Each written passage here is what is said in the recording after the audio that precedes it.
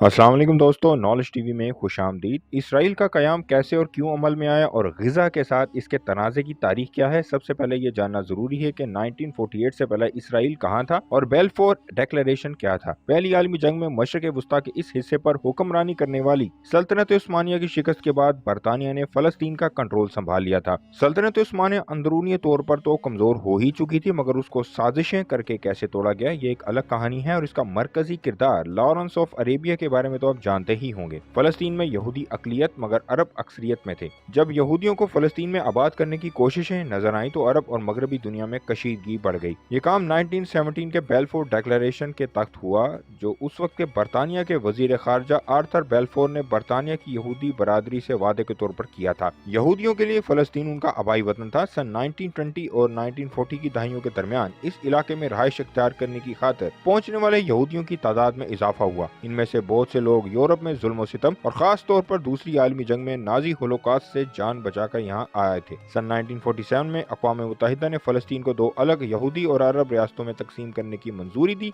और बैतुल मुक़द्दस को एक बैनुल अक़वामी शहर करार दिया। ये यहूदियों के लिए तो खुश आइन था, मगर कायद-ए-आज़म मोहम्मद अली जिन्ना ने इस कदम को उम्मत मुस्लिमा की पीठ में छुरा घोंपने के मुतरादिफ करार दिया। सन 1948 में इस मसले के हल में नाकामी के बाद बरतानिया ने इलाके का कंट्रोल छोड़ दिया, जैसे वो कश्मीर के मामले में पाकिस्तान और भारत के दरमियान से निकल गए थे, जबकि यहूदियों ने इसराइल नामी रियासत के क़याम का ऐलान कर दिया। 1948 में अरब इसराइल जंग के दौरान लाखों फलस्तीनियों को उनके घरों से बेदखल कर दिया गया और इस वाक़े को अल नकबा के नाम से याद किया जाता है। ग़ज़ा ज़मीन की एक तंग पट्टी है जो इसराइल और बहिरा रोम के दरमियान वाक़ है, लेकिन जनूब में इसकी ज़मीनी सरहद मिस्र से लगती है। चंद नाकदीन का ख्याल है कि हमास इसराइल की ही सरोगेट आर्मी है, जिसका पीछा करते करते यहूदियों ने आधे से ज्यादा फलस्तीन खाली करवा लिया और कब्जा कर लिया। अगर इसराइल ग़ज़ा पर भी मुकम्मल कब्जा कर लेता है तो वहां पर वो अपनी बहुत बड़ी बंदरगाह बनाकर पूरी दुनिया से तिजारत शुरू कर सकता है और अरबियों के लिए हजम कर पाना कितना मुश्किल होगा इसका अंदाजा लगाना अब बहुत ही आसान है, क्योंकि अंदर ही अंदर वो भी इसराइल को तस्लीम कर चुके हैं। नहीं तो अभी तक इस लड़ाई में वो मुदाखलत कर चुके होते।